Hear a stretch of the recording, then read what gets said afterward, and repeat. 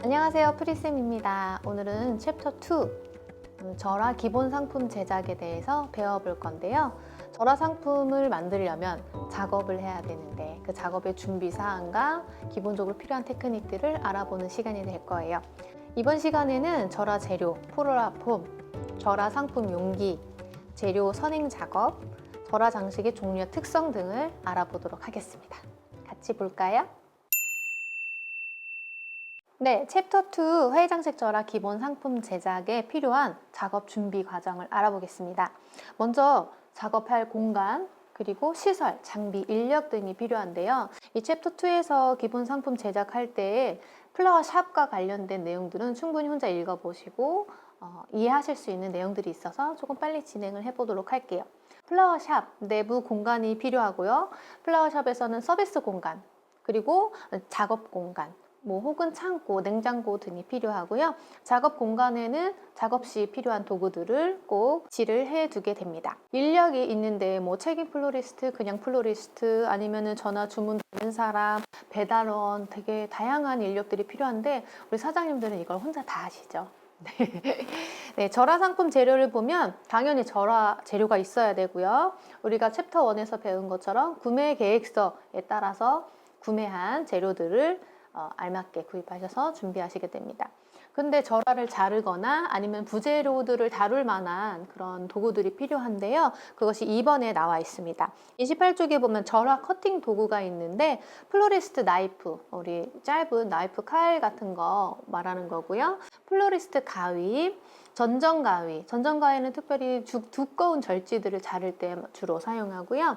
수건 가위 같은 경우는 포장지라든지 리본 등을 아주 예리하게 깨끗하게 잘라줄 수 있어서 사용하고요. 와이어 커터, 이거는 다양한 소재의 철사 이런 것들을 잘라주기도 하죠. 핀킹 가위는요, 종이, 리본 이런 것들을 이렇게 삐뚤삐뚤한 그런 모양으로 잘라주는 게 핀킹 가위라고 합니다. 재료를 자를 수 있는 이런 가위나 칼 이런 것들이 있다면 이 꽃들을 어떻게 어디에다 고정시킬 것인가, 이게 중요하겠죠. 고정 재료로는 우리가 흔히 알고 있는 플로랄 폼 같은 것들이 있어요. 근데 나는 플로랄 폼이 없어요. 그럴 때는 화기에다가 철사, 테이프 이런 것들로 격자 무늬를 만들어 가지고 꽃을 꽂는데 그걸 그리드 아니면 그리즈라고 불러요. 격자 만드는 게 있고요. 우리가 주로 많이 사용하는 플로랄 폼이 있습니다. 물을 흡수해서 그 흡수한 물을 통해서 우리가 줄기를 꽂았을 때 꽃들이 살 수 있도록 해주는 거죠. 우리가 흔하게 오아시스라고 부르는데 오아시스라는 회사 명칭이죠. 그래서 대명사가 되어버렸어요. 우리가 피존이라는 것을 섬유유연제라고 얘기하는 것처럼 피존이라는 회사에서 남은 섬유유연제를 그냥 피존 하는 것처럼 오아시스도 플로랄 폼을 오아시스라고 하는구나 라고 여기시면 돼요. 자, 수분 흡수 방법은 물을 뿌리거나 물속에 손으로 눌러서 물을 적시는 것이 절대 아니고요. 넓은 곳에다가 플로랄 폼을 띄워놓고 자연스럽게 가라앉을 때까지 기다렸다가 색깔이 완전 진하게 바뀌었을 경우에 건져서 사용하시면 돼요. 그리고 밖에서 보이지 않도록 화기에 고정하는 방법들도 있습니다. 그리고 꽃 줄기들을 잘라서 단번에 꽂는 경우들도 있고요. 동양꽃꽂이에서 많이 사용하셨었던 침봉도 요즘에는 동양꽃꽂이가 아니더라도 많이 고정 재료로 사용하시는 편이에요. 그리고 핀 홀더라는 것이 있는데요. 우리가 데지코라고 부르는 거랑 좀 비슷하게 생겼어요. 근데 플로랄 폼을 화기에 고정시킬 때 화기 바닥에 접착 점토 같은 것들을 발라서 고정하고 그 위에다가 폼을 넣기도 하고요. 점착 점토 혹은 우리가 글루검이라고 껌처럼 생긴 늘어나는 소재가 있거든요. 그것들을 이용해서 방수성을 띠고 있기 때문에 물을 넣어도 흔들리지 않게끔 고정해주는 경우가 있습니다. 폼이나 어떤 와이어나 이런 걸 다 사용하시지 못할 경우에 워터 튜브라는 것을 사용하게 되는데요. 절하의 줄기가 짧아서 플로랄 폼에 다 닿지 않을 경우에 워터 튜브 같은 것들을 이용해서 매달기도 하고 꽂기도 하고 그래요. 우리가 제일 많이 보신 것 중에서 수국을 끝에 워터픽, 워터 튜브 이런 것들을 넣어 놓은 걸 보셨을 거예요. 그게 워터 튜브고, 철사, 와이어. 우리가 이제 철사 이렇게 하는 것보다는 이제는 와이어라는 말을 조금 더 익숙하게 들으실 텐데, 줄기나 잎을 보강하거나 줄기를 대체할 때 이 와이어를 사용합니다. 그런데 누드 와이어는요, 특히 우리가 코사주 만들 때 사용하는 누드 와이어가 있는데 은색 철사예요. 이거는 숫자가 정해져 있는데 18번부터 26번까지예요.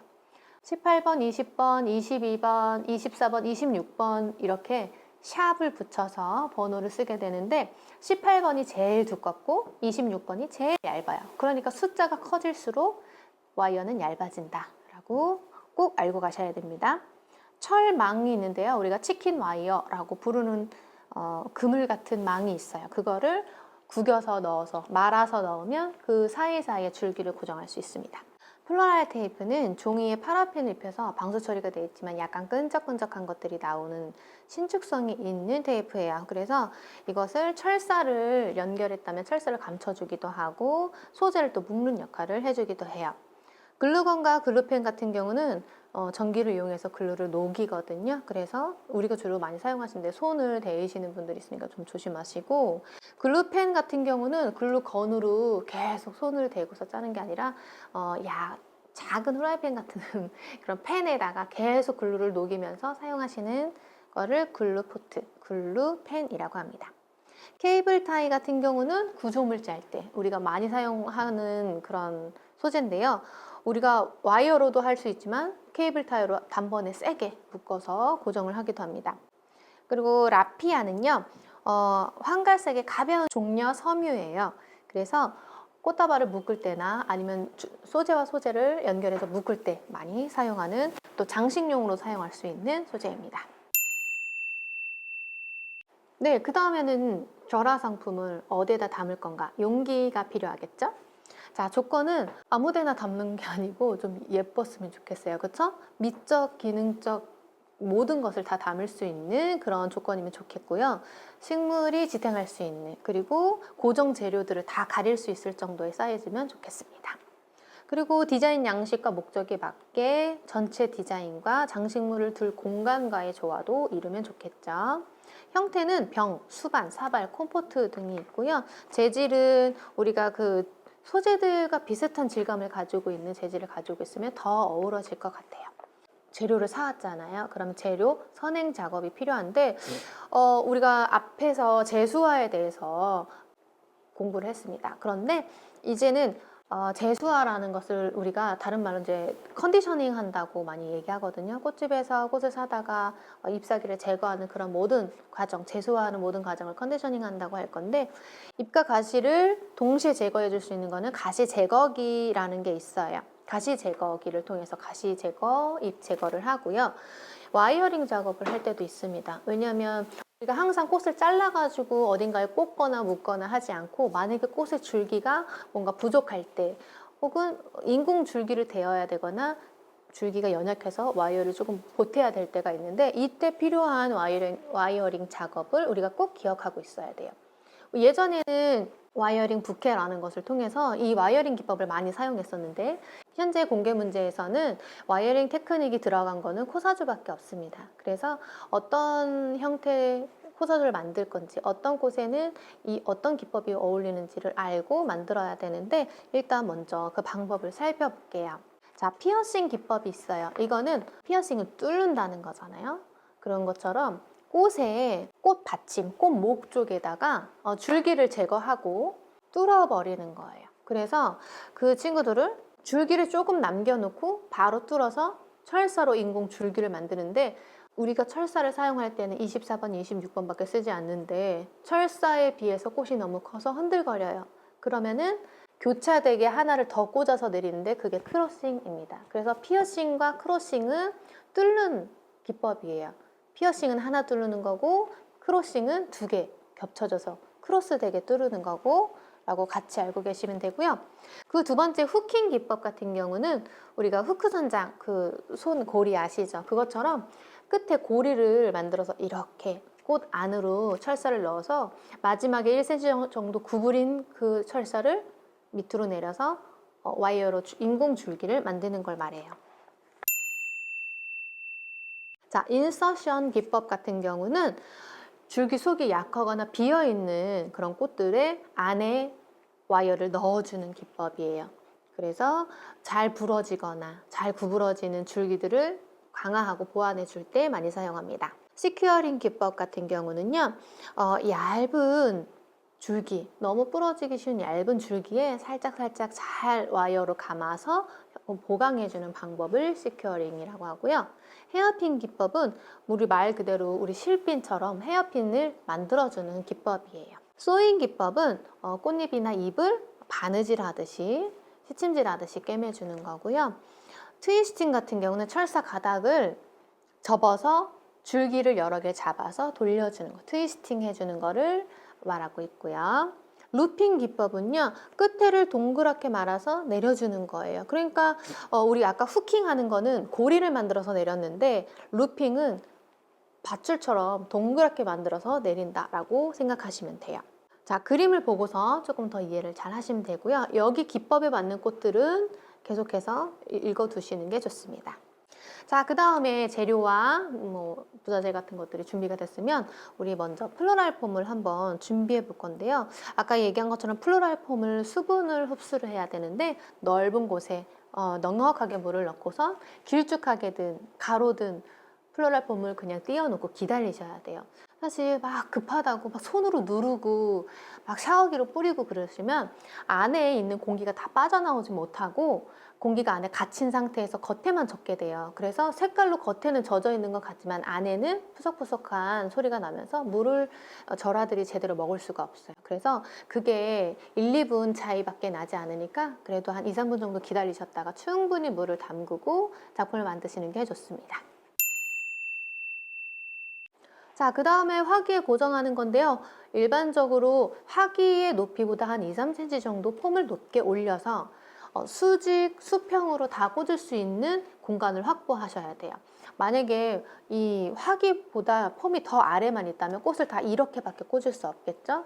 그래서 내가 원하는 스타일과 그런 방법을 다 구사하실 수가 없을 것 같아요. 자, 꽃을 다듬고 또 꽃 꽂고 이런 것들은 그냥 기본적으로 아시는 내용이고요. 그러면 이런 꽃꽂이에 대한 그런 용어나 그런 방법들, 스타일들을 한번 볼게요. 절화 장식의 종류와 특성을 보면 우리가 센터피스 만들 거예요 라고 흔하게 말을 하는데, 센터피스라는 거는요, 테이블 중앙에 놓는 모든 오브제를 뜻하고 있습니다. 그래서 사실 이런 제가 옆에다 둔 선인장도 센터피스라고도 할 수 있어요. 그런데 우리가 말하는 플로리스트들이 말하는 센터피스는 절화나 절엽, 절지들을 이용한 작품을 주로 말하고 있기 때문에 이 책에서 이제 센터피스라고 얘기하는 거는 꽃 작품으로 생각해 주시면 되겠습니다. 자, 그리고 크기와 높이는요, 테이블 크기의 가로 세로 3분의 1 정도의 크기로 구성한다 그랬는데, 어떤 작품을 어디에다 두느냐에 따라서 분위기와 사이즈 이런 것들이 모두 다 달라지기 때문에 그런 비율적인 거, 조화로운 것들을 다 고려하셔서 작품을 만드시면 되겠습니다. 자, 두 번째는 병꽂이인데요. 화병꽂이라고 생각하시면 될 것 같아요. 투명한 병이나 혹은 우리가 물병처럼 저그 같은 것들, 그런 것들이 폼이 들어가지 못하는 길쭉한 베이스를 가진 그런 화병에 줄기와 줄기들을 서로 교차해서 꽃꽂이를 하시는 방법이라고 생각하시면 될 것 같아요. 꼭 폼이 있어야만 꽃꽂이를 할 수 있는 건 아니겠죠? 자, 그 다음에는 꽃다발이에요. 우리가 주로 만드는 것들 중에 꽃다발, 센터피스, 화병꽂이 이런 것들이 있는데, 꽃다발은 독일에서는 스트라우스라고도 부르고 있습니다. 핸드타이드라는 것 자체가 손으로 잡은 그런 뜻을 가지고 있잖아요. 손으로 잡은. 그래서 자연줄기를 이용해서 손으로 잡아서 묶은 그런 형태를 가지고 있는 것들을 꽃다발이라고 생각하시면 될 것 같아요. 자, 그리고 우리가 조금 헷갈려 할 수도 있는 게 뭐냐면 부케라는 단어예요. 부케는 우리가 당연히 신부가 드는 걸 부케라고 생각하잖아요. 그런데 부케라는 단어 자체가 꽃다발이라는 단어이기도 하거든요. 그래서 신부 꽃다발, 신부화라고 한다면 브라이덜 부케라고 정확하게 명칭을 바꿔서 불러주시면 좋을 것 같아요. 그리고 코사지가 있습니다. 코사지는 우리 가슴에 다는 것들이 있잖아요. 근데 뒤쪽에 우리가 조금 더 다양한 코사주 형태를 조금 설명해 드릴 건데, 원래는 여인의 상반신에 의복에 장식하는 거였어요. 꼭 가슴에 다는 것들이 아니고요. 어쩌면 머리, 어깨, 가슴, 허리, 뭐 발목 이런 데도 꽃 장식을 했었다라는 거죠. 그 모든 것이 다 코사지고요. 신랑이 달았다 하면은 코사지라고 부르지 않고 부토니어라고 합니다. 그리고 결혼식 때 신랑 신부의 양가 부모님 혹은 주례사 선생님 그리고 사회자들이 가슴에 다는 거는 코사지라고도 많이 부르죠. 신랑이 달았다 하면 무조건 코사지가 아니라 부토니어라고 정확하게 알고 계시면 좋겠습니다. 그리고 리스, 크란츠라고도 불렀는데요. 요즘에는 크란츠 디자이너라는 이름으로 리스 종류만 디자인하시는 분들도 많이 생겨났어요. 그리고 보니까 리스가 나왔다. 이거는 무조건 비율과 관련된 거다라고 생각하시면 돼요. 뭐냐면 리스는 동그랗게 링처럼 생겼죠. 그래서 요 안에 비율들이 1대 1.618대 1이라는 같은 비율로 돌아가는 링이에요. 그래서 이것들을 리스는 고대 이집트에서부터 시작했거든요. 그래서 고리 모양이 영원성을 띠고 있다. 그리고 불멸을 의미한다 라고 생각하시면 돼요. 나중에 우리가 황금 비율에 대해서 또 얘기할 건데 리스의 이 비율이 시각적인 비율 1대 1.618대 1이다라는 거 꼭 기억하세요. 자, 화환이 있습니다. 축화화환, 근조화환이 있는데요. 여기에는 주로 오래가고 밝고 좀 화려한 꽃들을 사용하게 되는데 우리가 잘 알고 있는 거베라를 많이 사용하시게 돼요. 뭐 장미, 백합들도 많이 사용하고요. 근조화환 같은 경우는 우리나라는 좀 하얀색 국화를 주로 사용하시는 편입니다. 자, 그리고 꽃 바구니 만들 수 있죠? 꽃 바구니 같은 경우는 바구니를 화기로 쓴 거기 때문에 그 안에 사이즈에 맞게 폼을 넣고 손잡이가 있거나 없거나 그 바구니 사이즈를 고려해서 꽃을 꽂으시면 될 것 같아요. 플라워 박스는 요즘에 워낙에 몇 년 전부터 플라워 박스라는 것들이 인기가 있었는데 그 안에 용돈을 넣으시는 분들도 있고 맛있는 과자나 쿠키, 신랑이 프로포즈 할 때 신부에게 웨딩 슈즈를 선물한다거나 박스에 넣을 수 있는 선물과 꽃들을 예쁘게 아름답게 어레인지하는 그런 풍습이 많이 생겨나고 있죠. 그게 플라워 박스입니다. 마지막으로 갈란드인데요. 갈란드는 고대 이집트에서부터 시작되었어요. 꽃이나 잎, 열매들을 차례로 계속 반복해서 엮어서 꽃줄처럼 만들었는데 이것을 벽이나 아니면 테이블 위에 이렇게 파티, 결혼식 등에 많이 사용해 왔습니다. 네, 이 시간에는 절화 상품 작업 준비의 그런 과정들, 그리고 기본적으로 준비해야 되는 도구, 소재들에 대해서 한번 배워봤는데요. 다음 시간에는 연결해서 우리가 절화 장식 종류의 특성 이후에 화장식물의 조형, 뭐 아니면 표현 기법 등을 한번 알아보는 시간을 가져보도록 하겠습니다. 연결해서 들으셔야 더 머리에 쏙쏙 들어오니까 다음 강의에서 만나요.